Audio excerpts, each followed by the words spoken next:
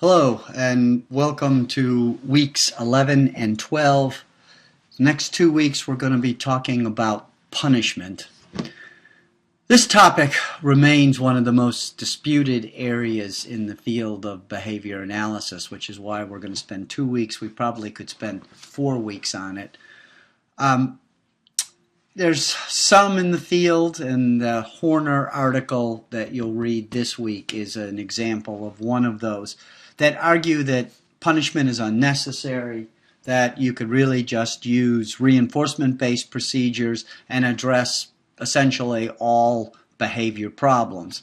You've got others who are arguing on the other side in the Lerman and Vordrin article you're going to read this week is the other example that we don't do enough research on punishment, that punishment is a very natural thing. That it happens every day. Harsh words, bad grades, car accidents, public humiliation. These things happen to all of us, and because of this controversy about punishment, we don't do enough research. We don't do the kind of research that we should be doing in this field so that we can learn what is the most effective way to use punishment. Since punishment is a natural thing and it happens anyway, we might as well learn how to use it most effectively, most humanely, most ethically in order to change behavior. I think one of the reasons that this is such a controversial topic is definitions. So there's the common perception of what is punishment, which I'm calling the common usage of punishment, and that really is retribution, an eye for an eye. So if someone steals money, then they go to prison for a certain period of time in order for retribution to pay for their crime, if you will.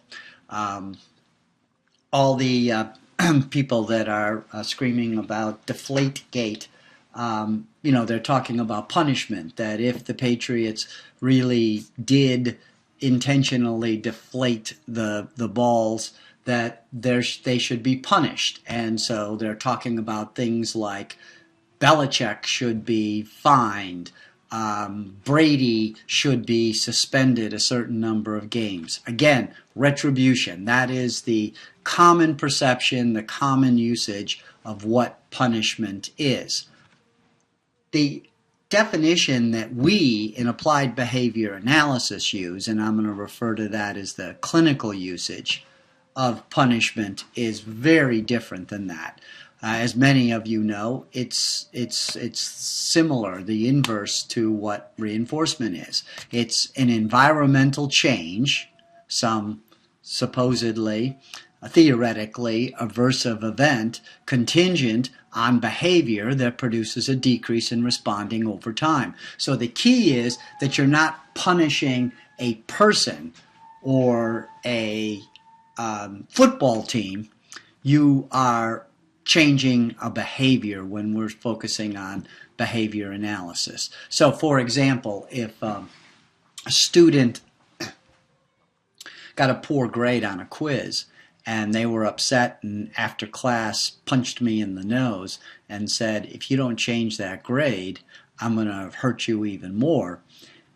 And this is the key, I didn't change the grade, then that wouldn't be punishment. Now, punching me in the nose is a lot of things, assault being one of them, but it wouldn't be punishment in our language, in applied behavior analysis, in clinical terms. On the other hand, if I were lecturing about verbal behavior, for example, and a student in class had a very unique name, and I use that student's name as an example to explain a principle in verbal behavior, and he came up to me after class and said, People have been making fun of my name my whole life. I'm really sensitive to it. I request in the future you just don't use my name as an example of anything again. And he made me feel guilty because my intention wasn't to make him feel uncomfortable. And I never did that again, then that would be punishment, even though all he did was politely ask me to do something. Okay. So that's one of the reasons that I think there's so much controversy, is that oftentimes we're talking about completely different kinds of things. The other issue is the whole nature of aversives and what is aversive. And I think these examples point that out. It may be aversive, maybe it's more aversive to me to hurt someone's feelings, so I want to avoid that, than it is to be punched in the nose. That may be the reverse for somebody else. So the whole question of aversives and what is aversive and punishment and what really is punishment are key to this whole controversy.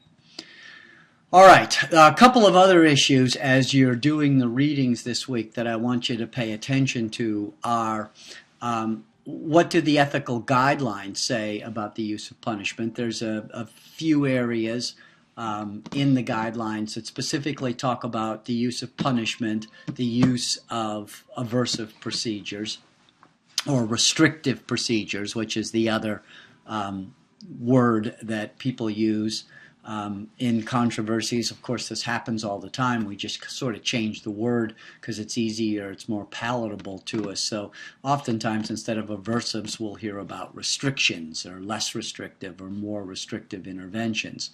And the other issue I want you to pay attention to are what are some of the ethical considerations in using punishment. That is, what are those conditions? What do you need to consider if you are going to use punishment, or you decide that it is warranted to use punishment in any particular situation?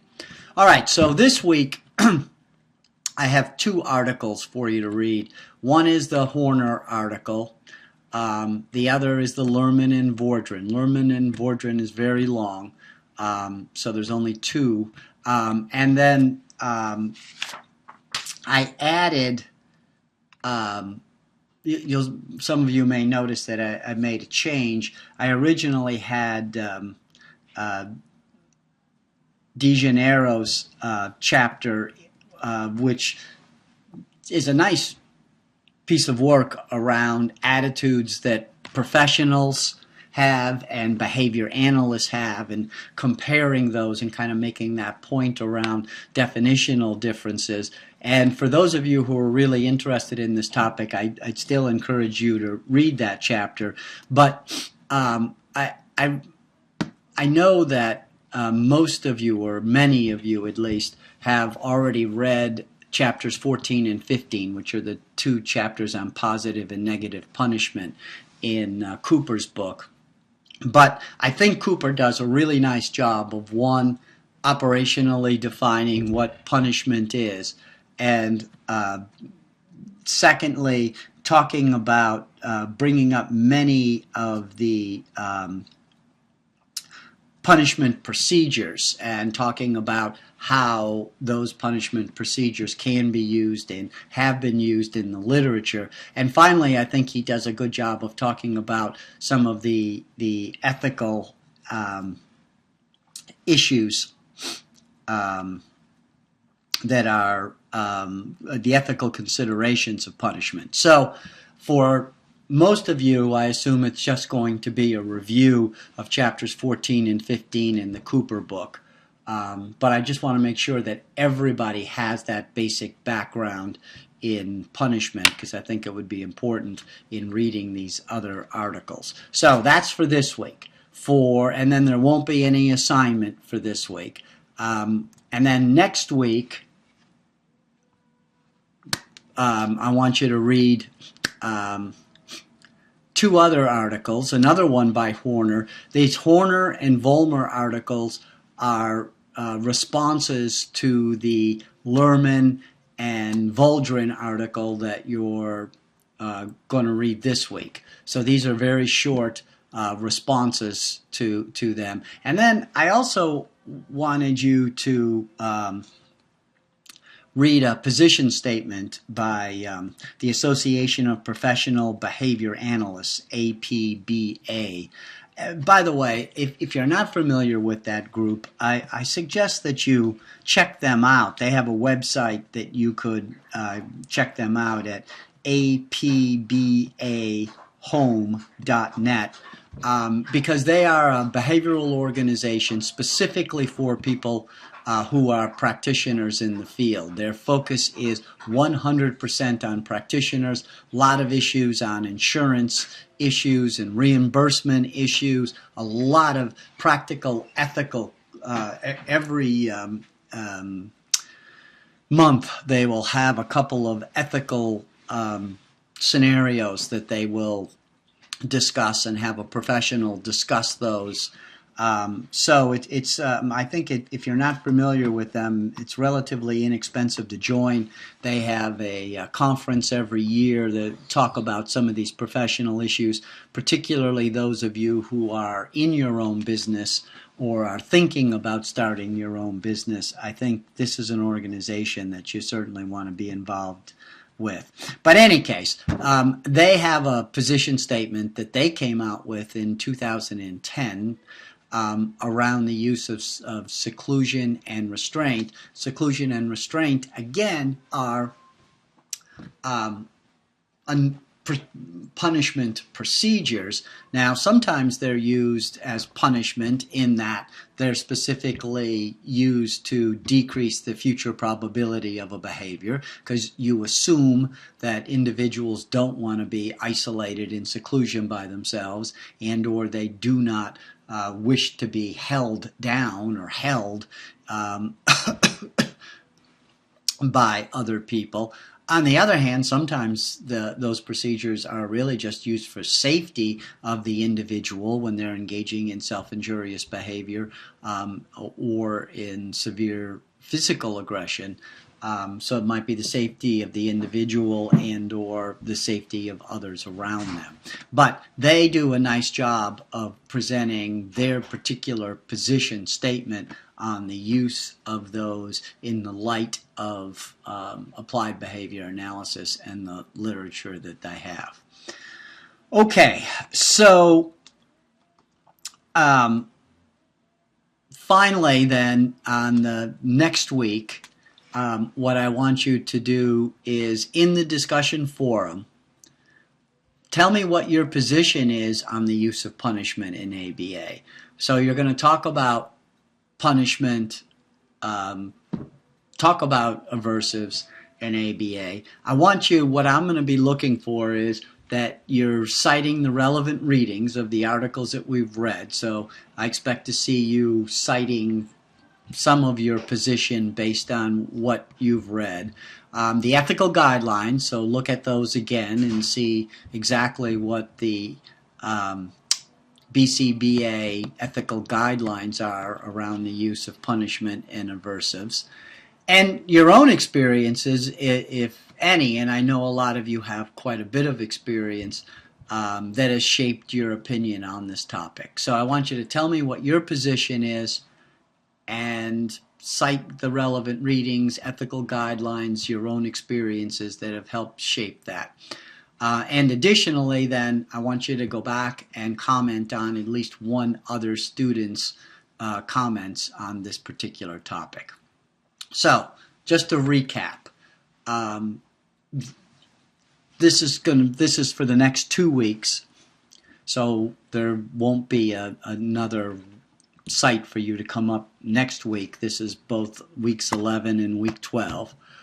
I want you to do this, read these articles. I caution you not to wait and look at this as, oh great, I got a week off, and try to read all these articles and put in this position statement, all in the last 24 hours, because it's a lot to read. I want you to really think about this and put some time and effort into it, because these are topics that if you haven't already had to address in your professional lives, I promise you that you will. So I want you to really think about them, and accordingly, this particular assignment is going to be worth twice what the others were worth 10 points. This one will be worth 20 points. So I want you to make sure you spend time on it. And the other thing is, keep in mind, there is no right and wrong answer here. This is not a clear case of this is right and this is wrong. It's a better case of what are the issues, what are the relevant guidelines, and how would you decide that you want to approach this, and that position may change. And so so don't try to find the right answer, because there isn't a right answer. This is something that I think everybody needs to think about and at various times review and sort of have a take on this and what direction you're going on. So take your time and enjoy it, and I will be back in 2 weeks for class 13. If you have any questions, you know how to get a hold of me, and I will talk to you soon. Take care.